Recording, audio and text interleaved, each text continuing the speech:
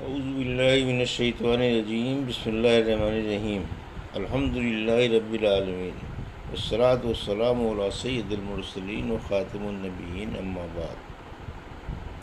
صحیح بخاری، باب کتاب فرض الخمس، حدیث نمبر 3094، اردو ترجمہ۔ ہم سے اسحاق بن محمد فروی نے بیان کیا، کہا ہم سے مالک بن انس نے، ان سے ابن شہاب نے، ان سے مالک بن اوس بن حدثان نے، زہری نے بیان کیا کہ محمد بن جبیر نے مجھ سے اسی آنے والی حدیث کا ذکر کیا تھا، اس لیے میں نے مالک بن اوس کی خدمت میں خود حاضر ہو کر ان سے اس حدیث کے متعلق بطور تصدیق پوچھا۔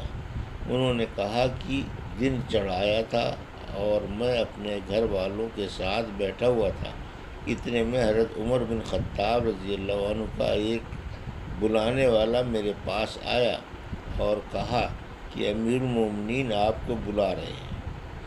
میں اس قاصد کے ساتھ ہی چلا گیا اور حضرت عمر رضی اللہ عنہ کی خدمت میں حاضر ہوا۔ آپ ایک تخت پر بوریا بچھائے، بوریے پر کوئی بچھونا نہ تھا، صرف ایک چمڑے کے تکیے پر ٹیکا دیے ہوئے بیٹھے تھے۔ میں سلام کر کے پیچھے بیٹھ گیا۔ پھر انہوں نے فرمایا، مالک تمہاری قوم کے کچھ لوگ میرے پاس آئے تھے، میں نے ان کے لیے کچھ حقیر سی امداد کا فیصلہ کر لیا ہے، تم اسے اپنی نگرانی میں ان میں تقسیم کرا دو۔ میں نے عرض کیا، یا امیر المومنین، اگر آپ اس کام پر کسی اور کو مقرر فرما دیتے تو بہتر ہوتا، لیکن عمر رضی اللہ عنہ نے یہی اصرار کیا کہ انہیں اپنی ہی تحویل میں بانٹ دو۔ ابھی میں وہیں حاضر تھا کہ امیر المومنین کے دربان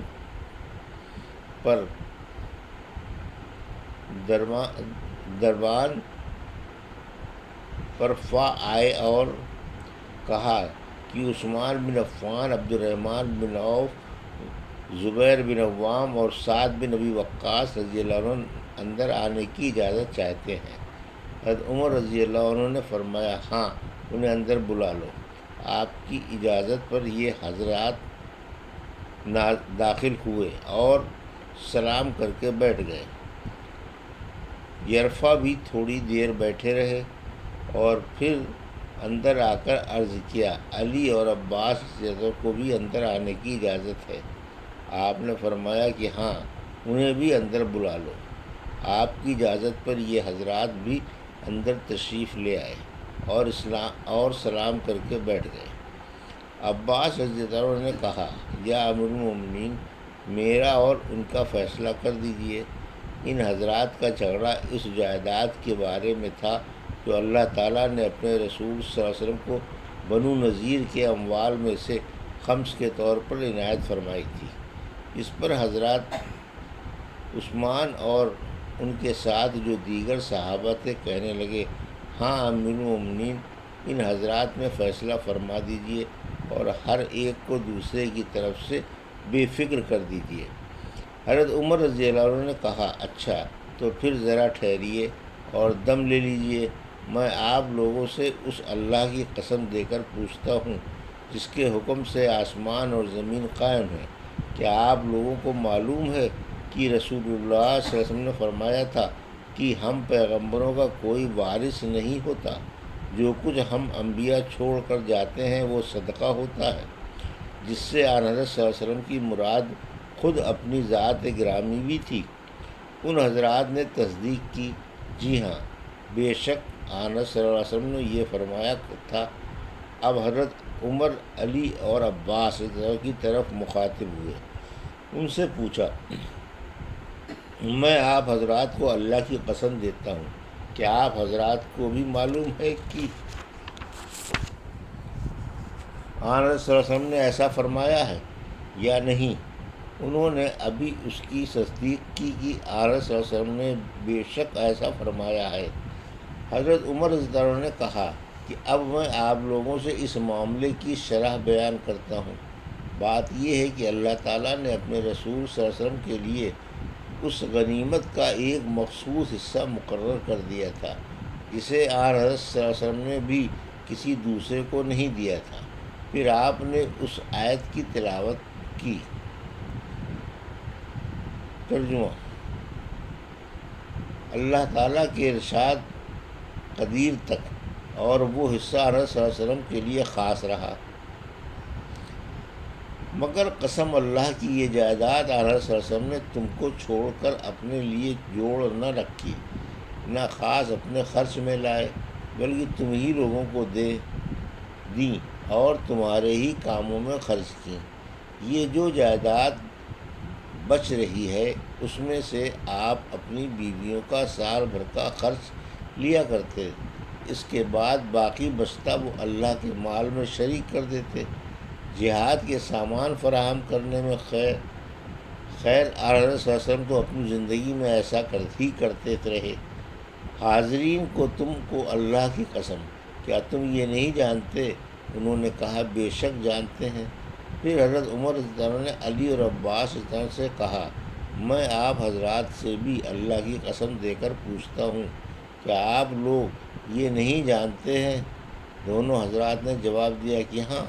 پھر حضرت عمر رضی اللہ عنہ نے یوں فرمایا کہ پھر اللہ تعالیٰ نے اپنے نبی کریم صلی اللہ علیہ وسلم کو دنیا سے اٹھا لیا تو ابوبکر صدیق رضی اللہ عنہ کہنے لگے میں رسول اللہ صلی اللہ علیہ وسلم کا خلیفہ ہوں، اور اس لیے انہوں نے آن حضرت صلی اللہ علیہ وسلم کی اس مخلص جائیداد پر قبضہ کیا، اور جس طرح حضرت صلی اللہ علیہ وسلم اس میں سے مصارف کیا کرتے تھے وہ کرتے رہے۔ اللہ خوب جانتا ہے کہ ابوبکر رضی اللہ عنہ اپنے اس طرز عمل میں سچے مخلص، نیکوکار اور حق کی پیروی کرنے والے تھے۔ پھر اللہ تعالیٰ نے ابوبکر رضی اللہ عنہ کو بھی اپنے پاس بلا لیا، اور اب میں ابوبکر رضی اللہ عنہ کا نائب مقرر ہوا۔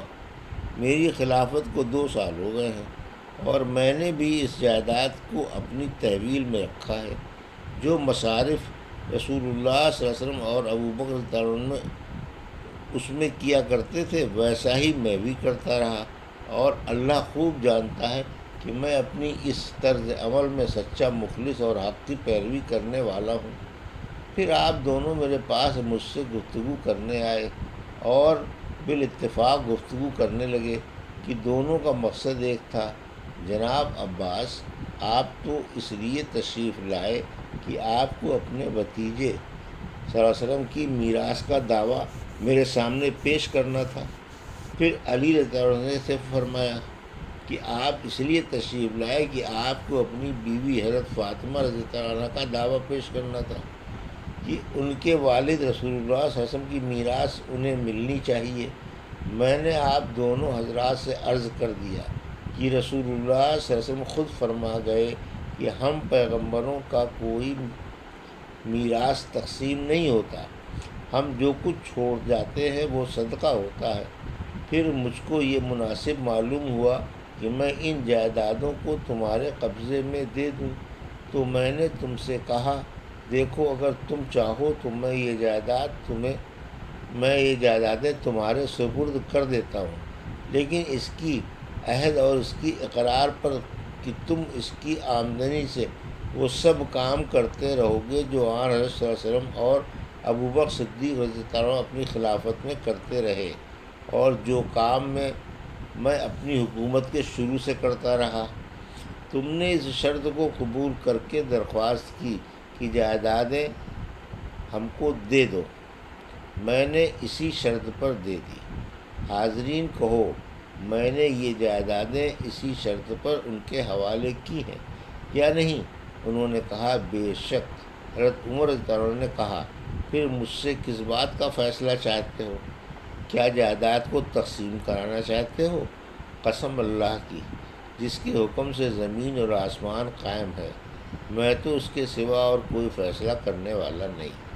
ہاں یہ اور بات ہے کہ اگر تم سے اس کا انتظار نہیں ہو سکتا تو پھر جائیداد میرے سپرد کر دو، میں اس کا بھی کام دیکھ لوں گا۔ حدیث نمبر 3095 اردو ترجمہ۔ مال غنیمت میں سے 5واں حصہ ادا کرنا دین ایمان میں داخل ہے۔ ہم سے ابو النعمان نے بیان کیا، کہا ہم سے حماد بن زید نے بیان کیا، ان سے ابو حمزہ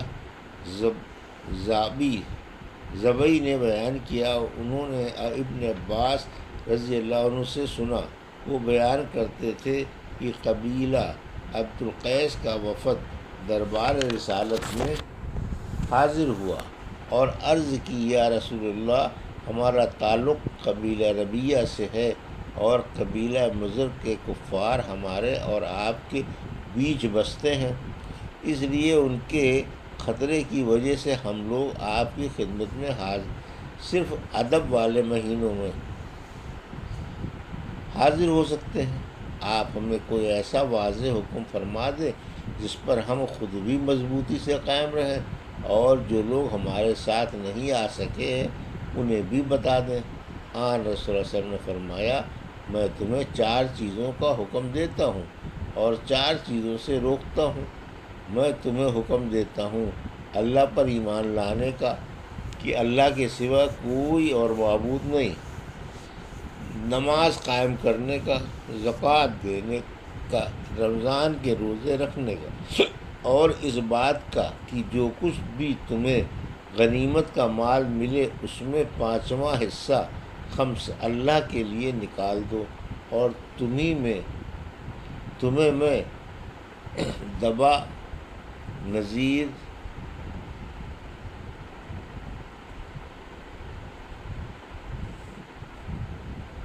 حنطم اور مزفت کے استعمال سے روکتا ہوں۔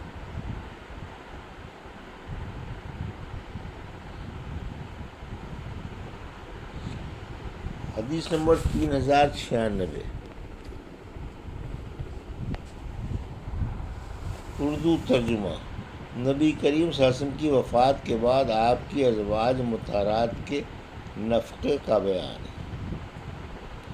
ہم سے عبداللہ بن یوسف نے بیان کیا، کہا ہم کو امام مالک بن انس نے بیان کیا، انہیں ابو زناد نے بیان کیا، انہیں اعرج نے، اور انہیں حضرت ابو ہریرہ رضی اللہ عنہ نے کہ رسول اللہ صلی اللہ علیہ وسلم نے فرمایا، میرے وارث میرے بعد 1 دینار بھی نہ بانٹیں، میرا ترکہ تقسیم نہ کریں، میں جو چھوڑ کر جاؤں اس میں سے میرے عاملوں کی تنخواہ اور میری بیویوں کا خرچ نکال کر باقی سب صدقہ ہے۔